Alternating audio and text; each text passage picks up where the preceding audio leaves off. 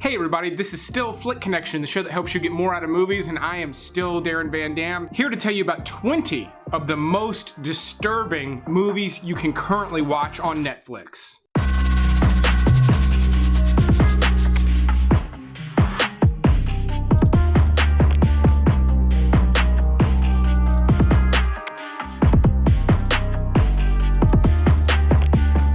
That's right, folks, just in time for the holidays, I'm covering the most disturbing movies on Netflix right now, and this is a pretty wide range of genres. There's a couple of horror movies, there's a couple of art films, some are deeply, bone-chillingly disturbing, and others are kind of fun, but gory and gross. So I'm gonna delineate and tell you which is which. I have to tell you, with some of these, there is sexual assault in them. If there is, I'm gonna indicate that to you with a little icon right here. Not to be funny, but just if you cannot watch a movie that depicts that, stay away from the ones that are indicated with this icon. Another note, if you're new here, this list excludes quite a few horror movies that should be on this list, only because I just recently talked about them on a horror list. I'll put a link to that video in the description, but my number 20 pick is a recent Netflix original movie called Fractured.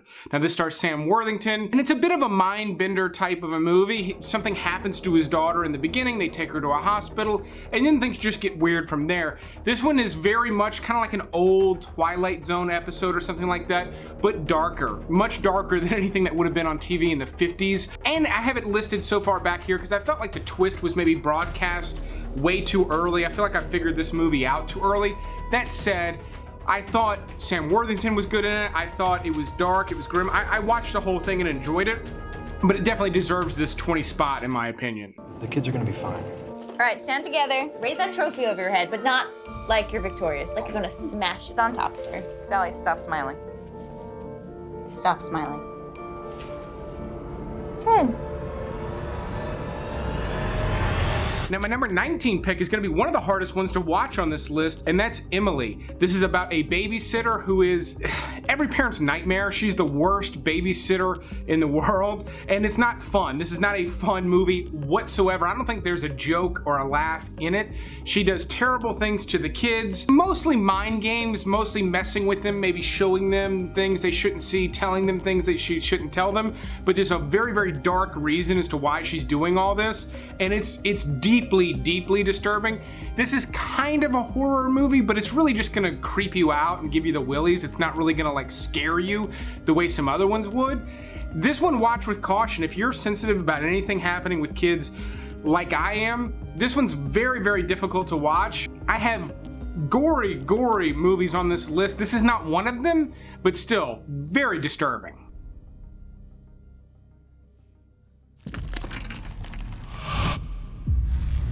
Now, another Netflix original where something bad happens to a kid. I don't know what the deal is with that, but Eli is a very recent horror release that I liked. I did a full review on it. Now, I'll say I didn't love it, which is why it's back here at 18, but it had some good scares in it. In fact, it's almost too much. It just keeps going. There's a lot of jump scares. There's a lot of just walking through creepy hallways.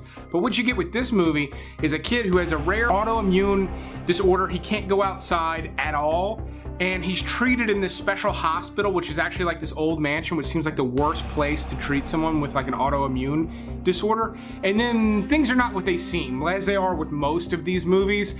This one really gets dark. I was surprised at how dark this one got. If this was happening to an adult, I don't know that this would be making the list, but because as a kid, I found it pretty disturbing. But if you were wondering about this one, my opinion is, as far as Netflix originals go, it's a pretty decent horror flick.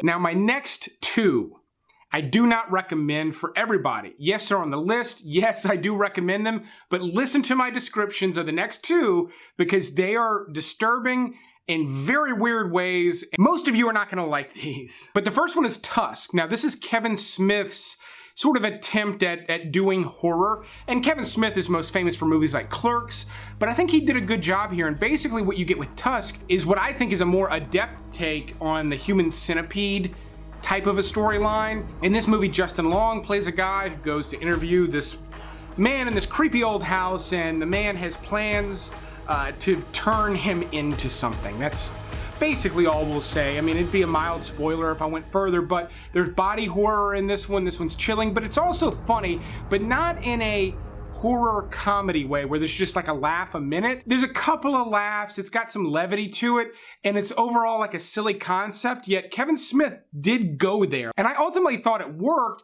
It's just the kind of odd, silly nature of it is not for everybody. However, if you liked the Human Centipede, I think you'll appreciate what Kevin Smith did with this concept.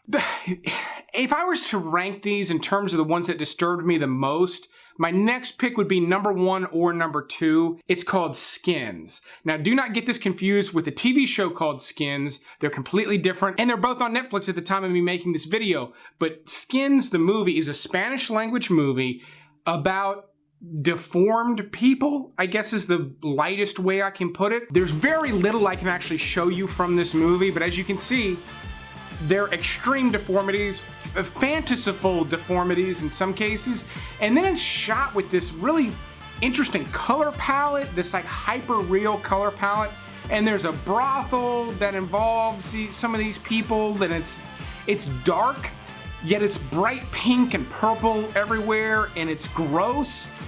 It's extremely gross. It's one of the grossest ones on this list at times.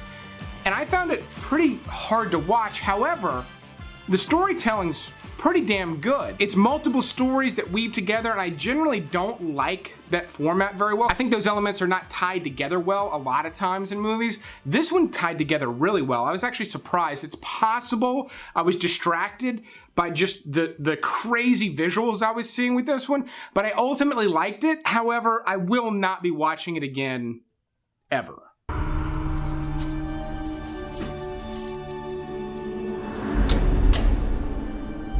Gerald? What? What's happening? Gerald!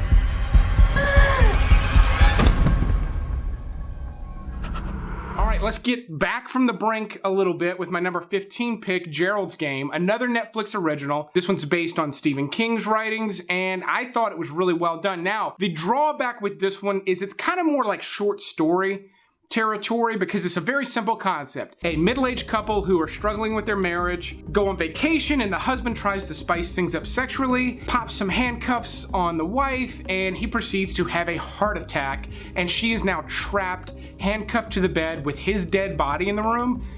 Great concept, and I think great delivery as well. It's really well directed, really well acted. It's intense at times. The concept is disturbing enough, but then it gets darker than you might even think it would get. A dog comes into play. There may or may not be somebody lurking around. There's some body horror a little bit, and my spine's twinging up just thinking about a couple of things that happen in this movie, but overall, very good. Now, one of the more successful sort of art films on the list is Nymphomaniac, and there's actually 2 parts to this. There's Nymphomaniac Part 1 and Part 2. They were released together. It's basically like almost a 4-hour movie is what you get, and it's directed by the same guy who did the movie Antichrist, which is one of the more disturbing films to have come out this century. If it were on Netflix still, it would have been on this list for sure, but Nymphomaniac is about sex addiction, and as such, it depicts sex in some not very good ways. Now, some of it is okay. There's some love stories interwoven. This is not just an overly dark movie, but it has very, very dark moments in it, and it's ultimately pretty well done in terms of an art film, but it's not for everybody. Like, if you're just looking for entertainment, even if you're just looking for a movie with a lot of sex in it, don't watch this one. That is not the point to watch this one. But if you want to watch something new and different and interesting that's more experimental, Nymphomaniac could be a good way to go. But keep in mind, it's 4 hours, you know, like, buckle in if you're gonna watch it. I'm dying! I'm dying! What's happening? What's happening? Oh my God. You know what you have to do? My next pick is another Netflix original movie with a surprising twist. Nothing bad happens to kids in it. The Perfection. Now, this one really surprised me because I was just kind of expecting a run-of-the-mill horror movie, and that's not at all what this movie is. It barely qualifies as horror. It's like this weird subgenre thing. And as a result, I really liked it. I thought it was cool, it was weird, it was nauseating, it was anxiety-inducing. And basically what you get, without giving away the plot, is you get these 3 very separate acts. And I always enjoy that when you get a lot of different flavors in one film. This one starts off as this sort of eerie mystery. You're not sure what direction it's gonna go. And then it turns into this high anxiety movie where all this weird stuff is happening to this one central character. She can't figure out what's going on. And then once they have the big twist and the reveal, the movie's not over. There's still a lot of story that develops after that fact, and I love that aspect. I've said it a bunch of times on the channel before. It reminds me of like Korean dramas, like dark ones. Movies like Old Boy and this year's Parasite, which I think is one of the best movies of this year. Now, The Perfection is not as good as those movies, but it's similar in enough ways to make it really well worth watching, in my opinion, especially if you want to watch something disturbing and weird. Jan went with me voluntarily. They bring in aliens and mind washing. The mission was that I was to have a child that would save the alien planet by the time I turned 16. Now that we had a short break from terrible things happening to kids, here's a documentary, the only documentary on the list, where some really awful stuff happens to these little girls who are abducted, and this documentary is called Abducted in Plain Sight. Now the reason this one makes the list, it's one of the best of its kind I've ever seen. Not just in the way it's put together well enough, but the story is insane. This is about not just girls who were groomed to be abused, which is all too common, but they were groomed in the weirdest way possible. There's UFOs involved and aliens and all manner of weirdness. And I'm just telling you now, you are going to hate the parents in this documentary. They make horrible decisions, and they're not the criminals, but they're yet responsible for everything. I'm telling you, this one's wild, and it's just a feature-length documentary. It's not a full series. You don't have to spend 10 hours watching it to figure out what happens. 90 minutes, bam, you're done. It's compelling, it's intriguing, it's interesting, it's crazy, it's kind of comical at times, oddly enough, and just surprisingly disturbing. Someone's locked us in. What do you want about? They're all the same. Who would lock us in? Hello! One of the few horror movies on this list brings my bottom 10 to an end with await further instructions. This is another one that feels a little bit like a Twilight Zone type of thing to me. This is about an English family having Christmas dinner, and the dinner's not going well to begin with. They're kind of at each other's throats. There's some interpersonal things. There's some racist stuff going on with some people brought into the family. So this high tension to begin with, and then all of a sudden, all of the windows and doors are covered in this weird material, and there's a message on screen giving you instructions, one of which is just await further instructions, and the TV's got this green glowing light that's just pretty haunting. It just amplifies the tension that was already there, and it gets weirder and it gets darker as it progresses. There's not gonna be jump scares, it's not really gonna creep you out after the fact, but while you're watching it, this is sort of a high anxiety movie, and it is chilling. Before moving on to the top 10 on this list, if you like this type of content, definitely click that subscribe button and be sure to click the little bell icon so you get notified when I put out new videos like this one. Have you seen the flowers? They're fake! Sums up the whole operation! Christine, go home! These people are ruining me! These people. No, why won't anyone just listen to me? Okay, my number 10 pick is a great movie. It's not disturbing all the way through, which is why it's so far back, but it is one of the better movies on the list. It's called Christine. And no, not that Christine. This Christine is about Christine Chubbuck, who famously committed suicide on air in the 70s. So when I say on air, she's a newswoman. She's a broadcaster. She was on live television and committed suicide with a handgun. So you know that going into the movie, and then the movie itself leads up to that. It basically concludes with her act, but it builds up to it, and it's a portrait of depression. Now, there's a couple of things. One, if you know someone who committed suicide, particularly someone close to you, this is going to be a hard watch for you. However, I think it did a really great job of depicting it, because as she's going through this anguish and this really horrible depression, there are quite a few times where the people close to her in her life are trying to help her. Even if it's something as simple as inviting her out to dinner or inviting her to go do something or complimenting her, seeing that she was hurting and trying to sort of reach out. and it doesn't work. That is something that suicide survivors, meaning people close to those that have committed suicide, really struggle with. Like, what should I have done? What could I have done? And this movie, I think, does a decent job of depicting the fact that sometimes there's nothing you can do. Ultimately, it's a very disturbing conclusion, but I think an important movie to watch as well. Hello? Good afternoon. Hey. No, I'm calling to speak Where to... are you calling from? I'm sorry, I think there's been a Who is misunderstanding. this? Okay, I'll call back later. All right, let's get back to a weird one here. Number 9, I picked Enemy. This stars Jake Gyllenhaal twice, and it's directed by Denis Villeneuve, who did Blade Runner 2049 and Arrival and Prisoners. But this is like a smaller project he sort of did around the time that he did Prisoners, and I think it's pretty great. Now, it is another one that not everyone's gonna like. It's got some heavy weirdness. I can't say too much, but I can tell you what the trailer tells you. And basically what happens is Jake Gyllenhaal plays a guy who is watching a movie and sees someone in the movie that looks just like him, and come to find out, he has discovered a doppelganger, somebody that looks exactly like him, sounds exactly like him, and he starts to investigate and dig deeper and deeper. And that is just the tip of the iceberg with this movie. This one's gonna leave you scratching your head. Some of you are gonna watch it and say, why did Darren recommend this movie? Some of you are gonna have your minds blown.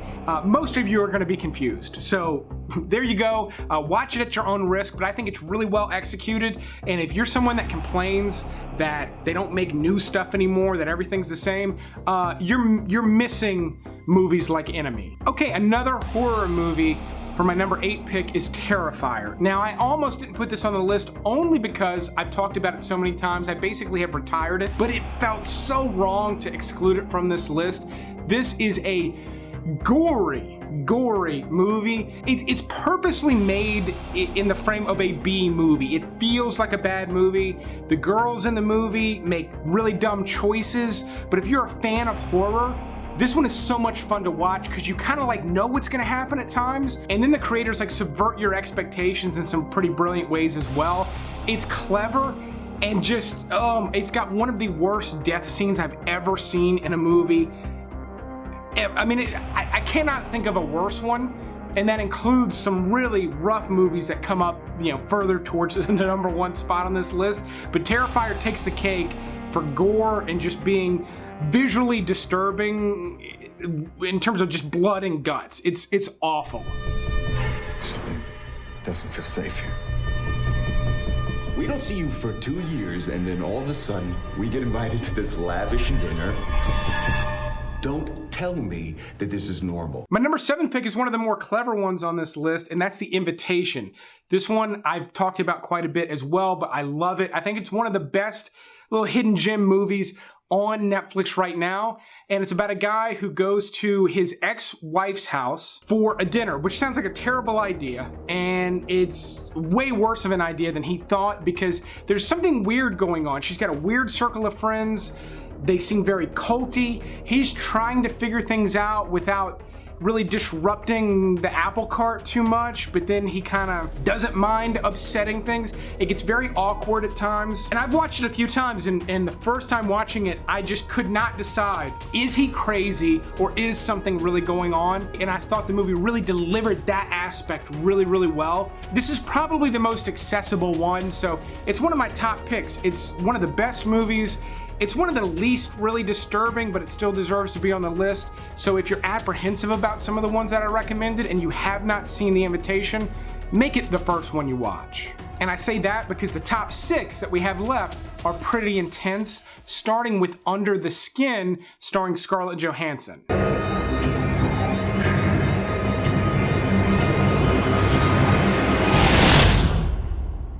You don't want to wake up, do you?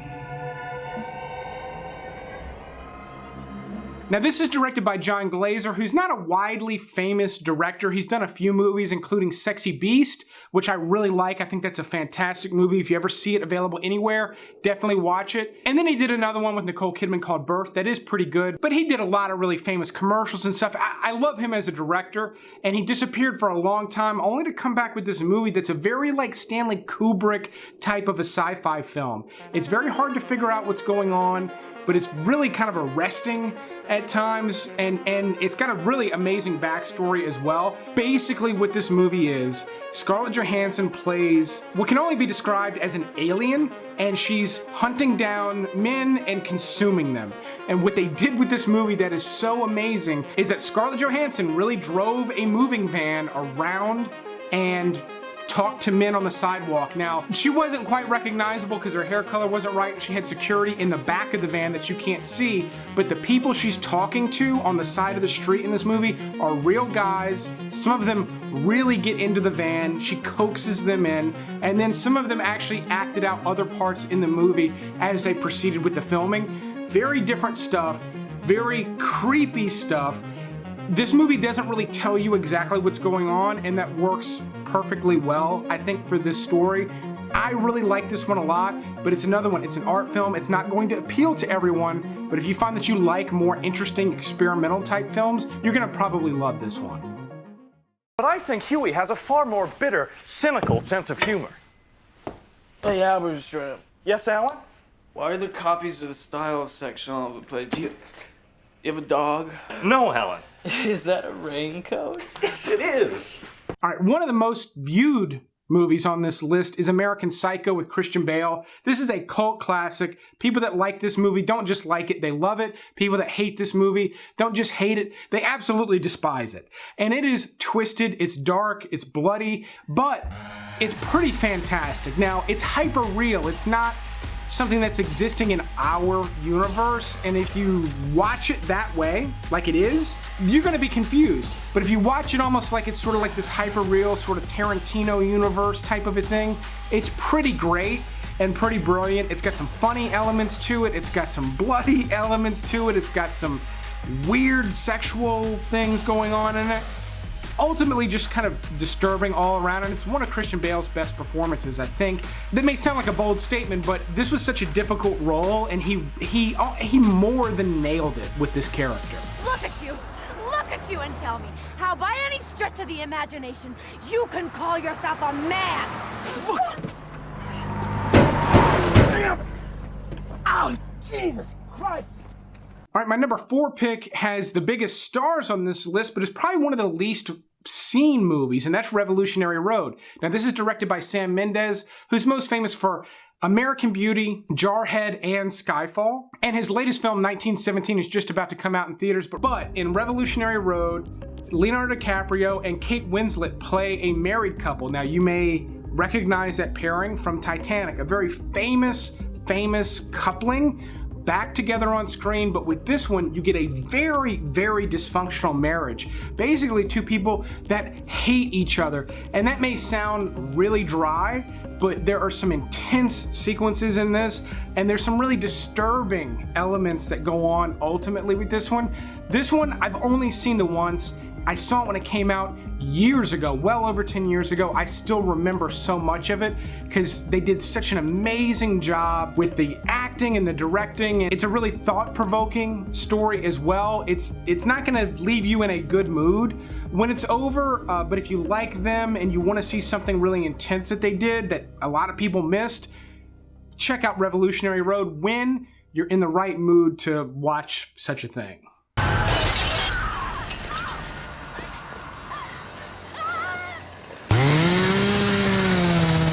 Switching gears again, Texas Chainsaw Massacre. It's on Netflix right now. It definitely belongs on this list. The only thing of note to say really is that it's at the number 3 spot, which means I've got 2 that are more disturbing than the Texas Chainsaw Massacre. Now, the Texas Chainsaw Massacre is basically a masterpiece of horror. It's directed by Tobe Hooper, who did some other movies that I really, really like, but the Texas Chainsaw Massacre is so perfectly executed. There's so many scenes in this that aren't just entertaining in a really horrifying way, but they're really smartly put together, while at the same time it feels very raw. At times it feels almost like real footage, and it's one of the most real feeling horror movies of its kind, I think. It was one of the scariest ones I had ever seen when I was younger. It still is, really, especially if you think about it and how realistic it ultimately is. Some of you probably think it maybe deserves to be number 1, but I'm telling you, my number 1 spot manages to manages to curdle your blood more than the Texas Chainsaw Massacre. Before moving on to that, I'll go ahead and note my top 2 picks. I did not mean to do this. They're both in black and white. My number 2 pick being American History X. Behind your head! Get down on your knees right now!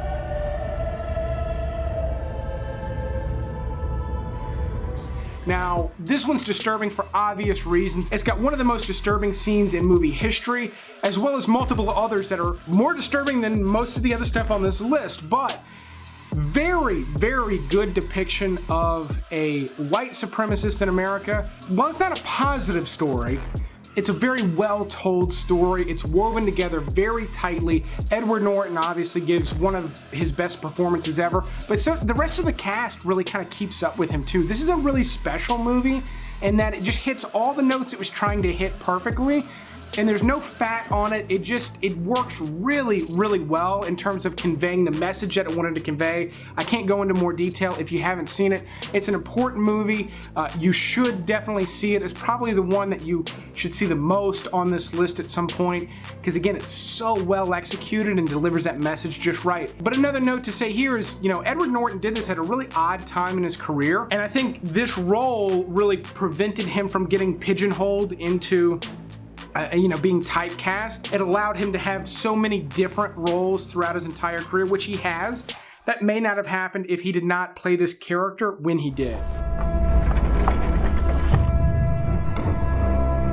remember I was fascinated by how the inside of the body looked.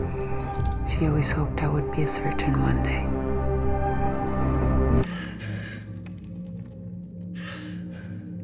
All right, number 1 pick. It's the most disturbing movie I've seen in a long time. It's one of the most disturbing movies I've ever seen, and it's actually written and directed by the same guy who just wrote and directed the new Grudge reboot that's coming out soon, which sounds kind of silly, but that movie has a lot of promise because he did such an excellent job here with The Eyes of My Mother.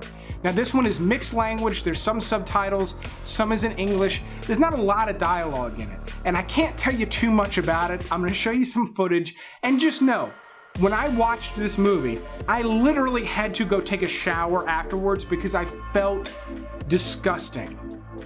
Yet, it is a beautifully executed film. It's really well put together. The cinematography is pretty incredible at times. The lead actress in this, really, really fantastic. I want to say more about the movie, but ultimately, it's my number 1 pick. I think it's one of the best movies on this list. And another reason it beats out American History X and Texas Chainsaw Massacre is I think it's a stronger recommendation because so many of you probably don't know about this movie. It really deserves to be watched, but if you have a weak stomach, if you're sensitive, do not watch this movie. I'm just telling you now.